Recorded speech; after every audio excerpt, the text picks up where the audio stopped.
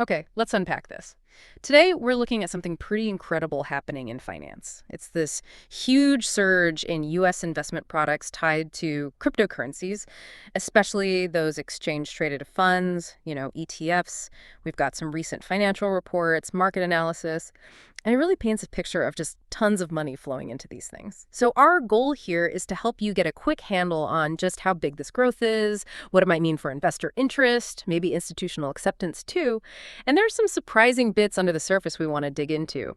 Because, well, billions flowed in, but Bitcoin and Ethereum prices didn't always react exactly as you might expect. And it's a bit of a puzzle, right? We want to help make sense of it. Yeah, and what's really compelling is how these numbers seem to mark a real shift. It shows, I think, a growing maturity, a mainstream kind of embrace of digital assets that, well, maybe many thought would take a lot longer. The data we're looking at, it really shows how these assets are getting woven into traditional finance. That's a great point. So let's jump right into the headline number because it is genuinely extraordinary. U.S. crypto ETFs. They pulled in a staggering $12.8 billion in net inflows just in July. And net inflows, just to be clear, for anyone maybe newer to ETFs, that's the new money invested, minus any money taken out, right? During that time, $12.8 billion. That breaks down to an average of $600 million flowing in every single day, which the analysis says is about double the usual rate for these kinds of products. It's not just a good month. It's a huge step up. It's an exceptional pace, no question. And what's really telling, I think, is that this surge pushed the whole group of crypto ETFs. Their combined performance actually beat any single traditional ETF out there. We're talking even the big established ones like the Vanguard SP 500 ETF, VOO, which usually sees huge flows. So this isn't just some niche product doing well. It's the whole category really pulling in serious mainstream investment money. It feels like a moment where digital assets are shifting from like a speculative side bet to a real contender in diversified portfolios. It changes how people might think about building their investments. Yeah, exactly. And it wasn't just concentrated in one or two places, which I found really interesting. The reports emphasize this widespread demand. Every single ETF in the crypto category, well, apart from those converted trusts, they all saw new money coming in. And those converted trusts, just for clarity, they're kind of older structures that became ETFs. Sometimes they behave differently. So seeing all the new purpose-built crypto ETFs getting capital, that suggests really broad interest. Like the whole market is saying, okay, we want in. Precisely. And to really get across how dominant this was, one ETF expert mentioned in the material, he uses really vivid comparison, said it was the most commanding capital pull they'd seen since a big sporting event. Specifically, the Philadelphia Eagles winning the Super Bowl against the Kansas City Chiefs. That's quite an analogy, right? Yeah. To convey that hard-to-match momentum these crypto ETFs had in July, it wasn't just strong, it was like championship level for attracting money. Right. And what's also notable, Bitcoin and Ethereum. They basically contributed equally to that huge total, split it almost down the middle. So it shows diverse interest within crypto, not just everyone piling into one coin. People are looking at the bigger picture, seems like. Okay, so the big picture is massive demand. But let's zoom in a bit. What did this look like for the two main players, Bitcoin and Ethereum? Let's start with Bitcoin. Bitcoin ETFs alone. They accounted for $6.02 billion in net inflows in July. That's huge. It's 47% of that total $12.8 billion we talked about. So almost half of that record inflow went straight into Bitcoin products. And that $6 billion figure, it's significant, not just on its own, but you have to look at it historically too. Right. It really shows the interest goes beyond just the initial hype. The analysis points out this was actually the third best month ever for Bitcoin ETFs. The only months higher were February 2024, right after they launched. That was $6.03 billion. And then November 2024, which hit $6.49 billion after the U.S. election. So July pretty much matched that launch excitement and the post-election bump. It's not a flash in the pan. It suggests, real sustained interest, both institutional and retail, in Bitcoin as a longer-term thing. Definitely. It underscores that lasting appeal and maybe growing comfort, particularly from institutions, with Bitcoin as an asset. And the current numbers. They show Bitcoin ETFs now hold about $152 billion in assets. Just to clarify for listeners, that's about 6.56% actually, of Bitcoin's total market cap, the value of all Bitcoin out there. So a pretty significant slice of all Bitcoin is now sitting in these regulated, easy-to-access funds. And that concentration, well, it can really affect things like liquidity, how the price is discovered by the mainstream market, and it helps cement Bitcoin's role as maybe a legitimate store of value for institutions. Shows a chunk of the market prefers regulated access. Okay, so Bitcoin definitely showed its strength continued, but the July story really needs Ethereum too. Its performance was maybe even more eye-opening just looking at the trend line. Ethereum ETFs, they pulled in a remarkable $5.43 billion in net inflows in July. That's 42% of the month's total. Just think about that for a second. Bitcoin and Ethereum together, that's almost 90% of all the money that came in. The market is clearly focused on these two. Yeah, and this is where you see just how fast the interest in Ethereum is picking up steam, maybe even more dramatically than Bitcoin's numbers in a way. That $5.43 billion, it absolutely smashed Ethereum's previous record. That was what, $2.08 billion back in December 2024? So it more than doubled the previous best month, shows really rapidly growing interest, especially since Ethereum ETFs only started trading back in July 2024. So to go from nothing to over $5 billion a month in inflows in about a year, that's an incredible trajectory.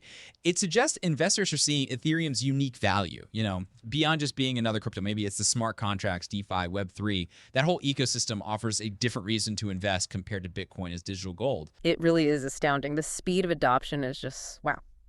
And looking at the total assets held now, Ethereum ETFs control $21.52 billion worth of Ether. That's equal to about 4.77% of Ethereum's total market cap. So just like Bitcoin, a decent chunk of Ethereum's total value is now accessible through these ETFs, getting it more into traditional portfolios.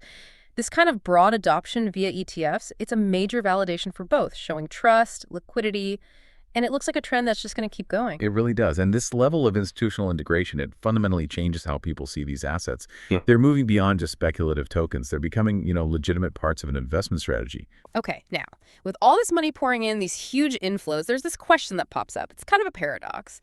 Despite all this buying pressure, why did the prices of Bitcoin and Ethereum seem to, struggle to hold their highs near the end of the month?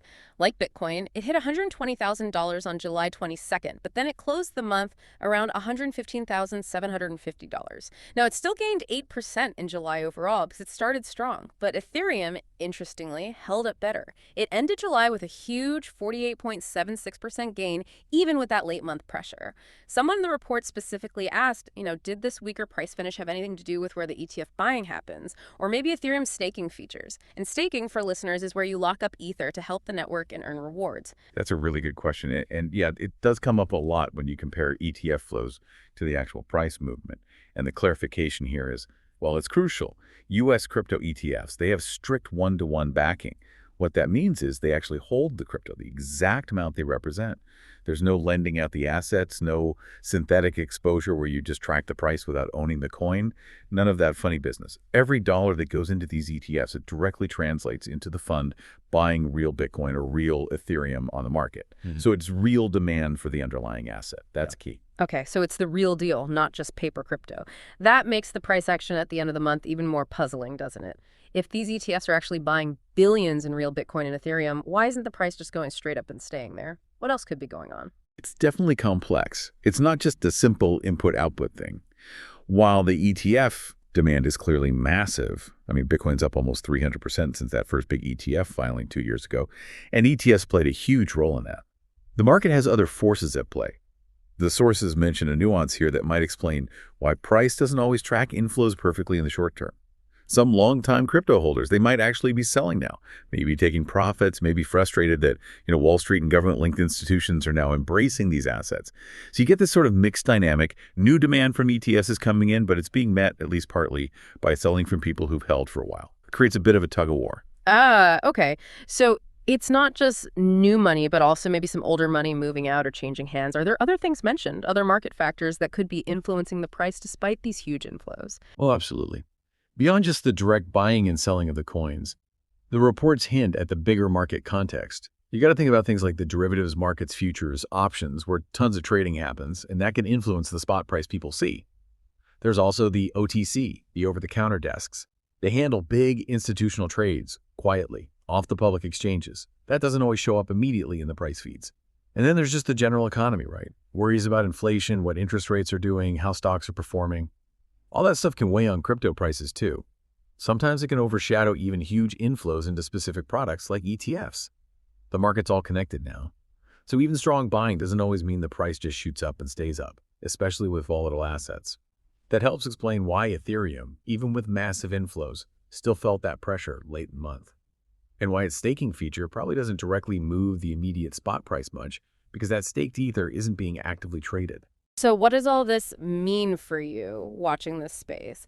Well, July was clearly a landmark month for US crypto ETFs, not just good, but record-breaking. It signals a really strong positive validation of these digital assets by mainstream investors, by institutions. We're seeing this ongoing growth, this deeper integration into traditional finance. It's driven by serious, consistent money flowing into both Bitcoin and Ethereum ETFs. This doesn't feel like just a passing trend anymore. It seems like a pretty fundamental shift that's gaining real momentum at changing how people might build their investment portfolios going forward. Yeah, and what's really fascinating here, I think, is to step back and consider the bigger picture, the implications of this widespread institutional adoption, this level of engagement. It means cryptocurrencies aren't just niche curiosities anymore. They're becoming actual parts of the global financial system.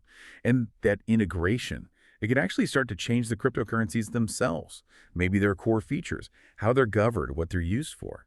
As all this traditional money comes in through these regulated funds, it's really interesting to think about how Bitcoin and Ethereum themselves, not just the ETFs, but the actual assets, might adapt and mature. How will they evolve to meet the needs and expectations of this much broader, more established financial world? That's something really worth pondering as these markets keep developing.